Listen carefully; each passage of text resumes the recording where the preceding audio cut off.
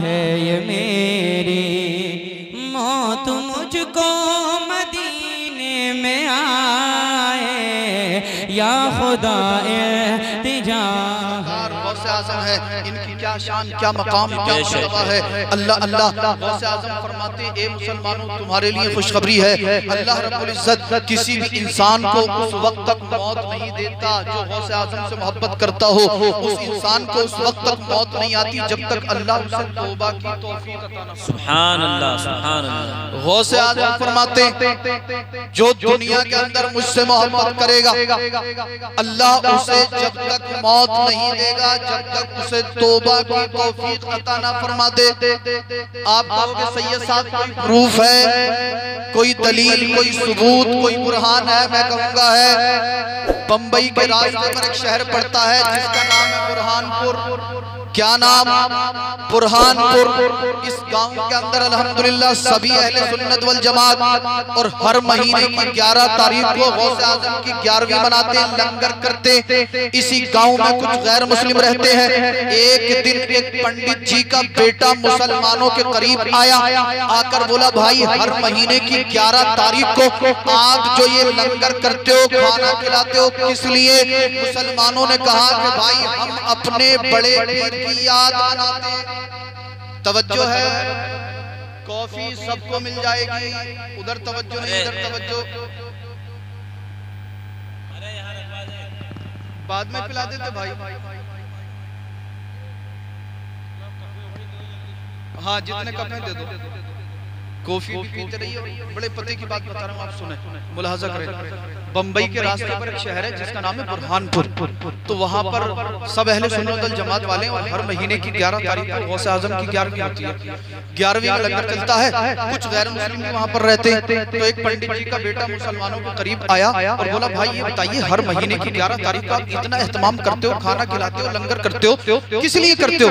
तो मुसलमानों ने सोचा गैर मुस्लिम में से क्या समझाएं। कह दिया, हम हर महीने की 11 तारीख को अपने बड़े पीर की याद मनाते हैं। सुभान अल्लाह। उस पंडित के बेटे ने कहा कि हर महीने बड़े बड़े की याद मनाते हो, उससे फायदा क्या है? क्योंकि ये लोग तो फायदे ही देखते। मुसलमानों ने कहा, ये मत पूछ फायदा क्या है, बल्कि ये पूछ फायदा क्या नहीं है। सुभान अल्लाह। कहा, अगर मैं 11वीं मनाऊं, मैं लंगर करूं तो मुझे फायदा होगा। मुसलमानों ने कहा, आजमा कर देख ले। अगर अल्लाह 11वीं करना कबूल हो गया तो इंशाअल्लाह जरूर फायदा पहुंचेगा। अल्लाह अल्लाह उस पंडित के बेटे ने हर महीने की 11 तारीख को हस्बे हैसियत 11वीं मनानी शुरू कर दी। जब 11 तारीख आती, लंगर का एहतमाम करता, लंगर का एहतमाम करता। जैसे इसने लंगर का एहतमाम करना शुरू किया, इसके घर वालों ने इसे रोका, मना किया, मगर जैसे इसने लंगर करना शुरू किया, अल्लाह ने इसके रिस्क में बरकत दे दी। इसे गौसे आज़म से अकीदत हो गई, मोहब्बत हो गई। मोहब्बत ऐसी हुई, हर महीने की 11 तारीख 11वीं मनाता रहा। इसके घर वालों ने, इसके रिश्तेदारों ने इसका साथ छोड़ दिया। कहा, दुनिया भी छूट जाए पर मैं गौसे आज़म की 11वीं मनाना नहीं छोड़ूंगा। अल्लाह अल्लाह जब तक जिया गौसे आज़म की 11वीं करता रहा। अचानक एक दिन किसी बीमारी में मुब्तला हुआ, इंतकाल हो गया। इसके घर वालों ने अपने मजहब के मुताबिक इसके क्रियाक्रम का इंतजाम किया। शमशान घाट लेकर पहुंचे, चिता तैयार की गई, इसकी लाश को चिता में रख दिया गया। इसके बाप जो पंडित थे, उन्होंने इसकी चिता में जब आग जलाई तो आग नहीं जलती। सुभान अल्लाह। काफी देर हो गई, चिता में आग जलाने की कोशिश की जा रही है मगर आग नहीं जलती। अल्लाह अल्लाह, कई घी के टीन इसकी चिता में डाल दिए गए मगर आग नहीं जली। फिर जो उस इलाके के सबसे बड़े पंडित जी थे, उन्हें बुलाया गया। कहा, पंडित जी अजीब मामला है, एक नौजवान है, उसकी लाश हमने चिता में रखी, चिता में आग जलाते हैं, आग नहीं जलती। पंडित जी ने कहा, बतलाइए ये करता क्या था? कहा, मुसलमानों के साथ रहता था और मुसलमानों के बड़े पीर गौसे समदानी की 11वीं मनाता था, गौसे आज़म से मोहब्बत करता था। अल्लाह अल्लाह, पंडित जी समझ गए मामला कुछ और है, इसमें ज्यादा कुछ कहना मुनासिब नहीं है। पंडित जी ने पैतरा खेला, शैतानी हथगंडा मारा और कहा कि ये मुसलमानों के पीर से मोहब्बत करता था, इसलिए इसे आगे वाली माता पाक नहीं कर रही है, इसे आगे वाली माता पाक नहीं कर रही है। लिहाजा इसे आग नहीं जलाएगी। लोगों ने कहा पंडित जी क्या करें? कहा करीब में नदी है, इसके जिस्म को नदी में बहा दो। इस आशिक़े गौसे आजम की बॉडी को नदी में बहा दिया गया। उस वक्त के जो कुतुब हैं उनका नाम भी स्वालेह और गौसे आजम के वालिद का नाम हजरत अबू स्वालेह मूसा जंगी दोस्त रहमतुल्लाह अलैह। अल्लाह अल्लाह, उस वक्त के जो कुतुब थे ये भी हजरत स्वालेह हैं। जब इस नौजवान की लाश को नदी में बहाया गया, दरिया में बहाया गया, उस वक्त के जो कुतुब हजरत स्वालेह थे उनके ख्वाब में गौसे आजम तशरीफ लाए और इरशाद फरमाते, ए स्वालेह जल्दी उठ, नदी के किनारे पर पहुंच, नदी के किनारे पर जा और एक मेरे आशिक की लाश नदी में बहती हुई आ रही है, उसे निकाल और निकाल कर तजहीज़ और तदफीन का इंतजाम कर और ऐलान आम कर दे कि जो भी इसकी नमाज जनाजा पढ़ेगा अल्लाह उसे जन्नती बना देगा। नारे तकबीर, अल्लाह उसे जन्नती बना देगा। नारे तकबीर, नारे रिसालत, मसलके आला हजरत जश्ने गौसुल वरा हुजूर सैयद रिजवान मियां साहब क़िबला, हुजूर सैयद रिजवान मियां साहब क़िबला। सुभान अल्लाह, सुभान अल्लाह। अल्लाह उसे जन्नती बना देगा। अल्लाह अल्लाह। हजरत स्वालेह उठे, नींद से बेदार हुए, अपने साथ चंद अकीदतमंदों को लिया, नदी के किनारे पर पहुंचे, कुछ देर इंतजार किया, एक नौजवान की लाश बहती हुई आई, उसे निकाला, तजहीज़ और तकफीन का इंतजाम किया, ऐलान आम कर दिया, ए लोगों सुनो, ख्वाब में गौसे आजम ने बशारत दी है, जो भी इस शख्स की नमाज जनाजा पढ़ेगा अल्लाह उसे जन्नती बना देगा। अल्लाह अल्लाह। लोग शौक के साथ नमाज जनाजा में शिरकत करने के लिए जमा हुए, नमाज जनाजा पढ़ाई गई, तकफीन कर दी गई। अल्लाह अल्लाह, इसे कब्र में दबा दिया गया। हजरत स्वालेह ने सोचा कि इस पर तहकीक की जाए, इस पर रिसर्च की जाए, इसके बारे में जानकारी ली जाए कि ये तो बड़ा अल्लाह का मखसूस बंदा होगा जिसके जन्नती होने की अल्लाह अल्लाह बशारत गौसे आजम दे रहे। हजरत स्वालेह फरमाते, जिस नदी में ये बहता हुआ आया था मैं उस नदी के किनार किनार चल दिया, कोई गांव कोई बस्ती आती मैं उसमें जानकारी लेता, आगे बढ़ता चला गया, आखिरकार बुरहानपुर में पहुंचा। हजरत स्वालेह कहते हैं मैंने बुरहानपुर में जाकर मालूमात जमा करनी शुरू की, मैंने वो बुरहानपुर में जाकर इंक्वायरी की, लोगों से मालूम किया, ए लोगों क्या यहाँ से किसी नौजवान को बहाया गया था? ये तमाम लोग बोले हाँ हजरत, यहाँ से एक पंडित के बेटे को बहाया गया था, उसकी चिता में आग जलाने की कोशिश की लेकिन आग नहीं जली, आखिरकार उसे नदी में बहा दिया गया, मगर वो तो गैर मुस्लिम था, पंडित का बेटा था। अल्लाह अल्लाह। हजरत स्वालेह सोच रहे गौसे आजम जन्नती होने की बशारत दे रहे और कोई गैर मुस्लिम जन्नती हो नहीं सकता। आप जो थे थोड़े से मुताजिब हुए, हैरान हुए, पलट कर वापस आए, कोई खासा जानकारी जमा ना हो पाई, घर आए, ईशा की नमाज पढ़ी, औराद वज़ाइफ से फारिग होने के बाद जब बिस्तर पर लेटे नींद आई, ख्वाब में फिर गौसे आजम तशरीफ लाए और इरशाद फरमाते, ए स्वालेह घबराने की जरूरत नहीं है, क्या तूने मेरा फरमान नहीं सुना? जो दुनिया के अंदर मुझसे मोहब्बत करेगा अल्लाह उसे जब तक मौत नहीं देगा जब तक उसे तौबा की तौफीक अता ना फरमा दे। ए स्वालेह ये नौजवान पैदा जरूर पंडित के घर में हुआ था मगर मुझसे मोहब्बत करने लगा, मेरी ग्यारहवीं करता था, अल्लाह ने उसे मरने से पहले तौबा की तौफीक दे दी थी, उसने पढ़ लिया था अशहदु अल्ला इलाहा इल्लल्लाहु वहदहु ला शरीका लह व अशहदु अन्ना मुहम्मदन अब्दुहु व रसूलुहु। नारे तकबीर, नारे रिसालत, मसलके आला हजरत हुजूर सैयद रिजवान मियां साहब क़िबला जिंदाबाद, जिंदाबाद। सुभान अल्लाह। ए स्वालेह उसने पढ़ लिया था अशहदु अल्ला इलाहा इल्लल्लाहु वहदहु ला शरीका लह व अशहदु अन्ना मुहम्मदन अब्दुहु व रसूलुहु। ए स्वालेह अल्लाह ने उसे मरने से पहले तौबा की तौफीक दे दी थी, वो कलमा हक पढ़कर दाखिल इस्लाम हो गया था। घबराने की जरूरत नहीं है, तूने नमाज जनाजा पढ़ाई है, तू भी जन्नती है और जिसने उसकी नमाज जनाजा पढ़ी है अल्लाह ने उन सबको भी जन्नती। सुभान अल्लाह, सुभान अल्लाह। गौर करने की बात ये, एक गैर मुस्लिम गौसे आज़म से मोहब्बत करे तो अल्लाह ताला उसे मरने से पहले तौबा की तौफीक अता फरमा दे। हम सब तो अल्हम्दुलिल्लाह आशिक़ रसूल हैं, आशिक़ गौसे आज़म हैं, तो अल्लाह हमें क्या अता नहीं फरमाएगा। बेशक हक बात है। मगर परेशानी आती है, डॉक्टरों के पास जाते हैं, तावीज़ों के पीछे भागते हैं, गौसे आज़म की न्यास करा दो इंशाअल्लाह परेशानी से निजात जी। बेशक। और आखिरी ईमान की हालत में जो गौसे आज़म का चेहरा देख ले, बेशक अल्लाह ने क्या शान, क्या मकाम, क्या मर्तबा बख्शा है। ईमान की हालत में जो गौसे आज़म का चेहरा देख ले वो जन्नती हो जाए। बगदाद में गौसे आज़म एक रास्ते से गुजर रहे हैं, आगे निकले एक वसी और ऐस मैदान, हजारों लोगों का ठाटे मारता हुआ मजमा। आप मजमे के करीब गए, एक शख्स से मालूम किया कि भाई इस मैदान में इतने लोग यहाँ पर क्यों जमा हुए। लोगों ने कहा हुजूर, इस एरिया का जो सबसे बड़ा चोर, सबसे बड़ा डाकू था, उसे पुलिस ने पकड़ लिया। काजी साहब ने उसके जराइम को सुनने के बाद उसके लिए जो सजा तजवीज फरमाई है वो फांसी की सजा है। और इसी मैदान में कुछ देर के बाद उस डाकू को फांसी के फंदे पर लटका दिया जाएगा।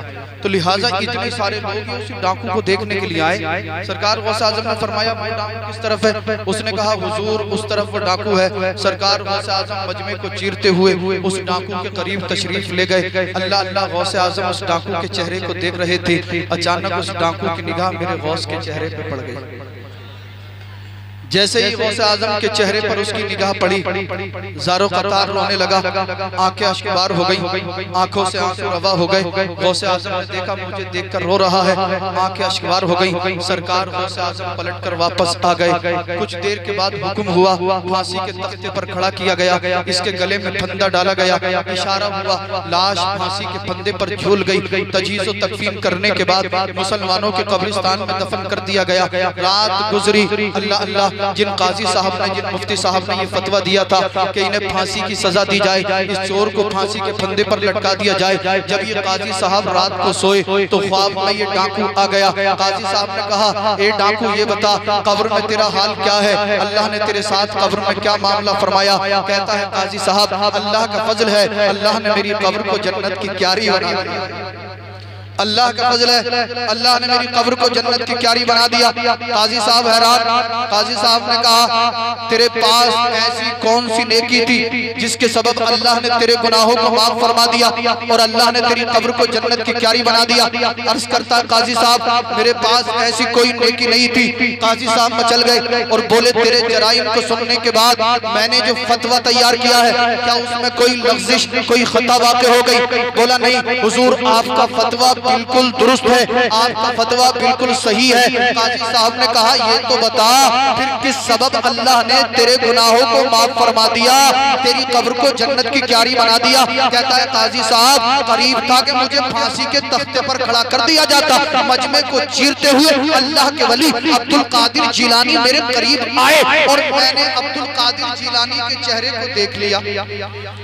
एक काजी साहब, जब मुझे फांसी दी जाने वाली थी, मुझे फांसी के फंदे पर लटकाया जाने वाला था, जब मुझे फांसी के तख्ते पर खड़ा किया जाने वाला था, उसी वक्त उसी मजमे में गौसे आज़म रज़ियल्लाहु अन्हु तशरीफ लाए। मुझे देख रहे थे, मेरी निगाह गौसे आज़म के चेहरे पर पड़ गई। अज़ाब के फरिश्ते मुझे लेने के लिए तैयार थे। अल्लाह का हुक्म हुआ, ए अज़ाब के फरिश्तों दूर हो जाओ, मेरी रहमत को ये गवारा नहीं है जो ईमान की हालत में मेरे बंदे अब्दुल कादिर जिलानी का चेहरा देख ले, मैं उसे जहन्नम का अजाब नहीं दे सकता। ए अजाब के फरिश्तों दूर हो जाओ, रहमत के फरिश्तों इसे अपने आगोश में ले लो। मैंने अपने बंदे अब्दुल कादिर जिलानी के चेहरे को देखने के सदके में इसके तमाम गुनाहों को माफ। सुभान अल्लाह, सुभान अल्लाह, बहुत बहुत बहुत अल्लाह अल्लाह। ये गौसे आजम की शान, ये गौसे आजम का मकाम। अगर कोई ईमान की हालत में गौसे आजम का चेहरा देख ले तो वो जन्नती हो जाता। अब सब लोग अपनी तवज्जो को मेरी तरफ लाएं। मैं आपको जहां तक पहुंचाना चाहता था पहुंचा चुका हूं। अब बिल्कुल तवज्जो से, एक भी जुमला मिस नहीं होना चाहिए। गौर करें, अल्लाह अल्लाह, गौसे आजम की शान, मकाम, मर्तबा, अज़मत ये। अगर कोई ईमान की हालत में गौस का चेहरा देख ले जन्नती। ये वली है, वली नबी नहीं है।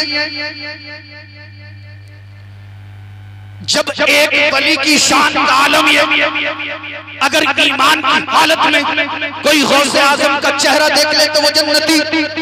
मैंने आलम तसव्वुर में पैगंबर आजम मुस्तफा जाने रहमत सल्लल्लाहु ताला अलैहि वसल्लम के दामन अक़दस को थामा, अर्ज़ किया आका मावा मलजा दाता, ए बेकसों के कस, ए गरीबों के हामी, ए रब के महबूब, आपके गुलामों के गुलाम अब्दुल कादिर जीलानी की शान का आलम ये। अगर कोई ईमान की हालत में आपके बेटे अब्दुल कादिर जीलानी का चेहरा देख ले तो सरकार वो जन्नती हो जाता है। जब आपके बेटे अब्दुल कादिर जीलानी की शान ये है तो मेरे सरकार आपका मकाम क्या होगा, आपका मर्तबा क्या होगा? अल्लाह अल्लाह, जवाब मिलेगा हदीस की किताब में। मेरे आका ने अपनी ज़बाने हाल से इरशाद फरमाया, मन सारा कब्री वजबत लहू शफाअती। ए मेरे गुलाम सुन, मेरे बेटे अब्दुल कादिर जीलानी की शान ये, अगर कोई ईमान की हालत में उसका चेहरा देख ले तो जन्नती हो जाता है। और मेरी शान ये है, अगर कोई ईमान की हालत में मेरी कब्र अनवर की ज़ियारत कर लेता है तो अल्लाह उसे जन्नती बना देता है। नारे तकबीर, नारे रिसालत, मसलके आला हजरत, जश्ने गौसुल वरा, हुजूर सैयद रिजवान मियां साहब क़िबला।